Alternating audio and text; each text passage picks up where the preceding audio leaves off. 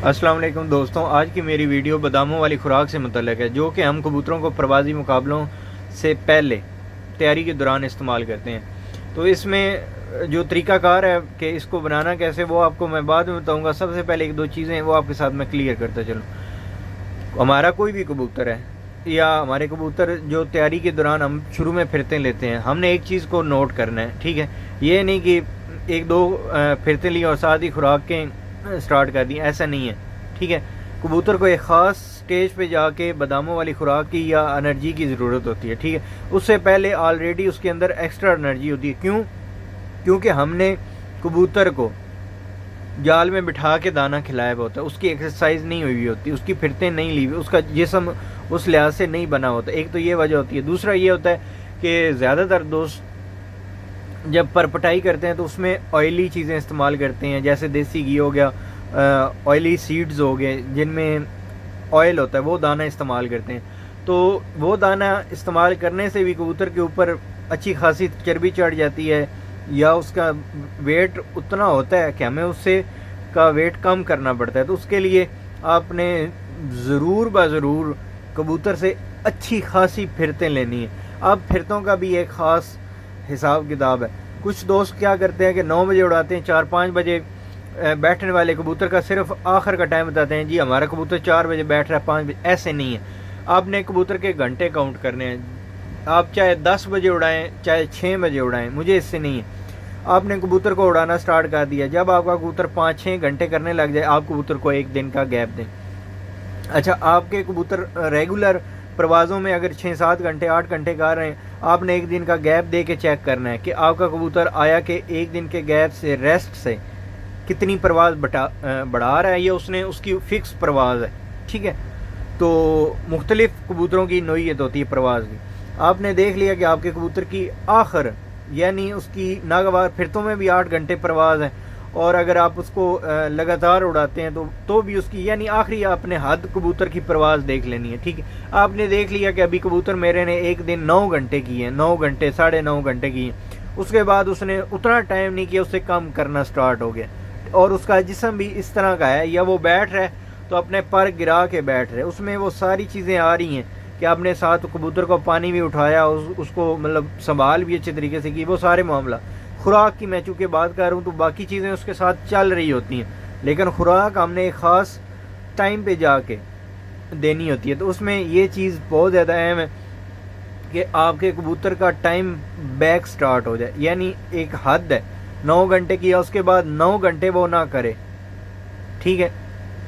9 घंटे से कम करे, 8 घंटे 7 घंटे इस तरह, तो आपको महसूस होगा कि आपके कबूतर ने एक हद परवाज़ देने के बाद उसके बाद उसकी एनर्जी ख़त्म हुई, उसने बैक करना स्टार्ट कर दी, फिर जाके आपने कबूतरों को बादामों वाली खुराक देनी है। अब कुछ दोस्त सादे बादाम भी देते हैं, एक दो चीज़ें भी इस्तेमाल करते हैं। तो मेरे पास 2-3 हैं तरीक़ाकार हैं बादामों वाली खुराक बनाने के। तो उसमें जो आज मैं आपके साथ शेयर करने लगा हूँ, उसमें जो परवाज़ के लिए हम बादामों की खुराक बनाते हैं, उसमें जो चीज़ें इस्तेमाल हो रही हैं वो आप अपने पास लिख लें। ये 20 कबूतरों की है। अगर आपके 10 कबूतर हैं तो आपने उसी हिसाब से उस मकदार को आधा कर देना है, बादामों को भी आधा कर देना है, वो जो बाकी अज़ा हैं उनको भी आधा कर दें। अगर आपके 40 कबूतर हैं तो आपने इसी हिसाब से उस चीज़ को डबल कर देना है। पहली जो चीज़ है, 2 चम्मच 4 मगज़ लेने हैं, यह आपको किसी भी पंसारी की शॉप से बआसानी मिल जाएगी।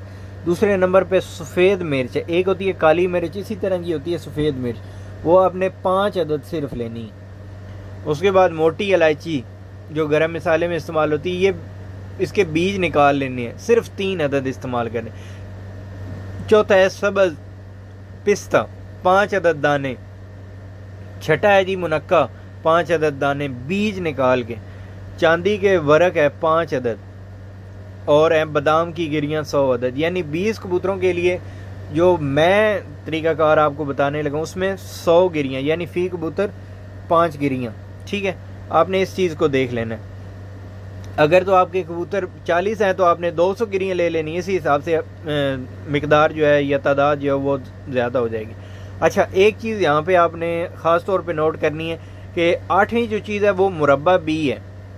लेकिन ये एक चीज़ आपने जहन में बिठा लेनी है कि मुरब्बा बी आपने 40+ टेम्परेचर में इस्तेमाल करना है।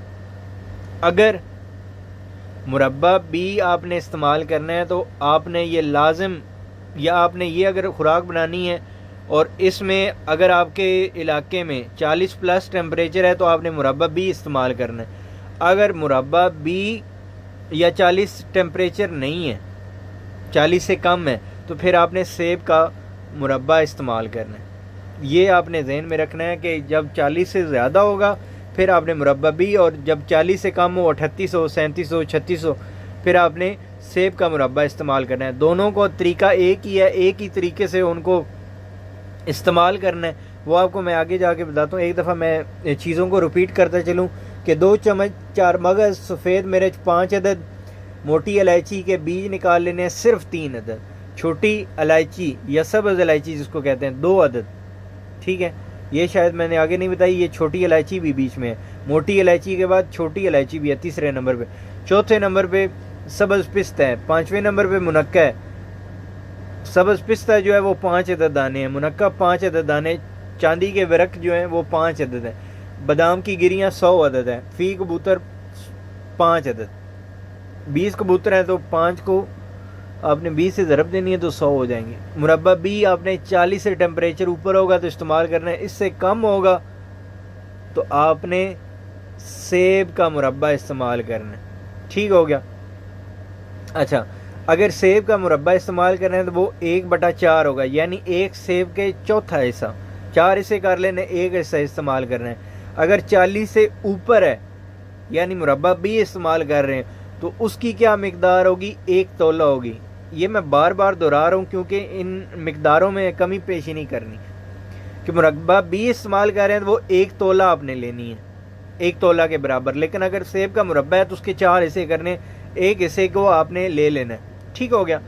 रात को मुरब्बा बी को भिगो दें। इसी तरह अगर सेब है तो सेब को रात को भिगो देना है। सुबह के वक्त इन दोनों में से जो भी चीज़ इस्तेमाल कर रहे हैं उसको अच्छे तरीके से कपड़े के अंदर, यानी आपने कपड़े के अंदर उस मुरब्बा बी को या सेब के मुरब्बे को डालना है, उसको पानी के ऊपर भिगो देना है। सुबह आपने अच्छी तरीके से कपड़े को दबाना है, यानी वो जो मुरब्बा बी है या सेब का मुरब्बा है उसको आपने अच्छे तरीके से दबाना है। जब उसमें से मिठास निकल जाए फिर आपने उसको हल्का सा चेक करना है।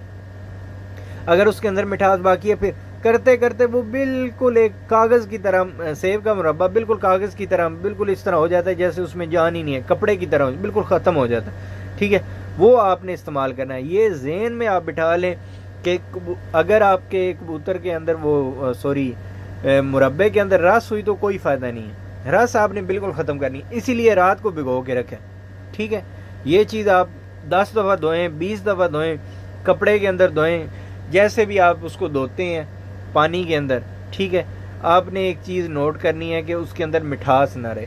जब मिठास ख़त्म हो जाएगी, ये बाकी जितनी भी, यानी वो फीका हो जाए, तमाम जो पहली चीज़ें एक एक करके आपने कूट लेनी है।